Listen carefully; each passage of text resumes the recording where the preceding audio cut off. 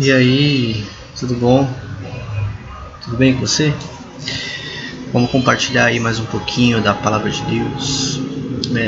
Sim, mais um pouquinho na realidade da história de Jesus, da vida de Cristo. Livro de João, capítulo 6, versículo 60, diz assim: ao ouvirem isso, muitos dos seus discípulos disseram: dura essa palavra, quem pode suportá-la? Ao ouvirem isso, ao ouvirem o quê? Ao ouvirem verdades acerca da vida com Deus. A vida com Deus é uma vida, na realidade, não é de regras, não é uma vida de proibições. Seguir a Jesus não é uma vida, não é você não poder fazer nada. Pelo contrário, uma vida de liberdade. A Bíblia diz em Gálatas: foi para a liberdade que Cristo nos libertou. Mas a vida com Deus, a vida com Jesus, é muito mais do que falar, é viver. Viver uma vida de amor ao próximo, uma vida de respeito ao outro, uma vida de tolerância para com os fracos, uma vida de renúncia muitas vezes. E Jesus começou a falar, a explicar essas coisas. E todo um contexto de explicação. E aqui no versículo 60 diz que ao ouvirem isso, eles falaram: dura essa palavra, quem pode suportá-la? Sabendo em seu íntimo que os seus discípulos estavam se queixando do que ouviram, Jesus lhes disse: isso os escandaliza? O que acontecerá se vocês virem o Filho do Homem subir para onde estava antes? O Espírito da vida, a carne não produz nada que se aproveite. As palavras que eu lhes disse são Espírito e são vida. Jesus, conversando com seus discípulos, com todo amor, com todo carinho, mas dizendo verdades, com amor, mas verdades. E uma coisa que nós precisamos aprender como pessoas de Deus é que as verdades elas têm que ser ditas com amor. Existem muitos líderes que falam verdades, mas de um jeito meio bravo assim, sabe?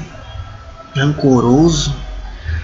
Parece que a pessoa tá brava, parece que a pessoa tá triste, ou tá querendo, sabe, justiça com as próprias mãos. E a Bíblia fala pra gente falar a verdade com amor. Jesus, ele era amoroso. Por isso que quando ele dizia verdades, as verdades, por mais duras que fossem, elas eram bem aceitas e entram no coração. Hoje não é diferente. Quando Jesus ele fala conosco, quando nós ouvimos a voz de Deus, do Mestre, a gente tem uma facilidade em quebrar o nosso coração e entregar para Deus aquilo que Ele nos pede. Mas quando o homem fala é diferente. O homem ele é bravo, o homem ele é complicado.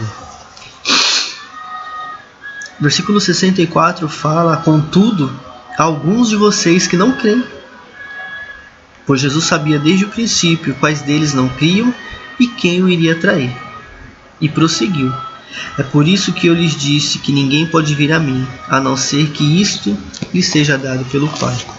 Uma coisa que nós precisamos entender também é que não existe possibilidade de Jesus ele ser surpreendido. Ele é Deus e ele sabe de tudo.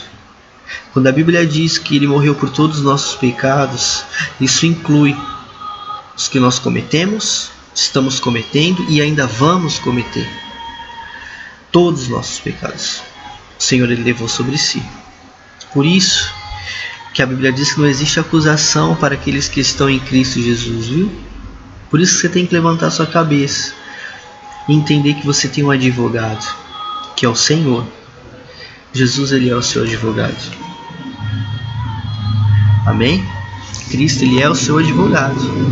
E ele sabe quem acredita e quem não acredita. Ele sabe quem está abusando e quem não está abusando. Ele sabe quem é de verdade e quem é de mentira. Ele sabe, eu não sei. Você também não sabe. Mas ele sabe. Jesus, ele sabe. E versículo 66, daquela hora em diante, muitos dos seus discípulos voltaram atrás e deixaram de segui-lo.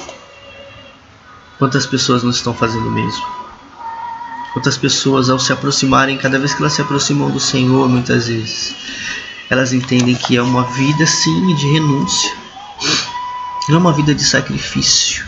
Não é uma vida de vender coisas. Não é uma vida de gravação de CDs e DVDs. Não é uma vida de sair pregando o Evangelho e cobrando para isso.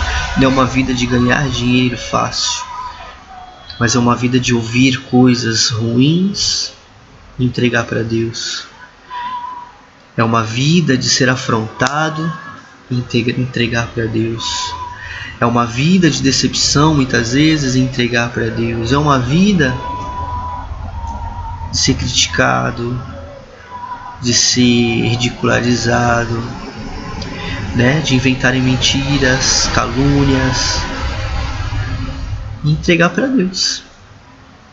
É uma vida sem justificativas, porque a Bíblia fala que o justo não se justifica.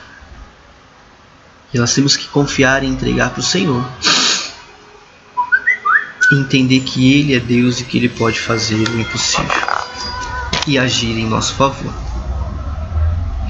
Mas muitas vezes a gente quer, né, agir com as nossas próprias forças. A gente quer se justificar, a gente quer fazer, a gente quer, né? E quando a gente entende que a gente tem que entregar para Deus, que a vingança pertence ao Senhor, a gente quer sair fora. A gente prefere abandonar. É dura essa palavra.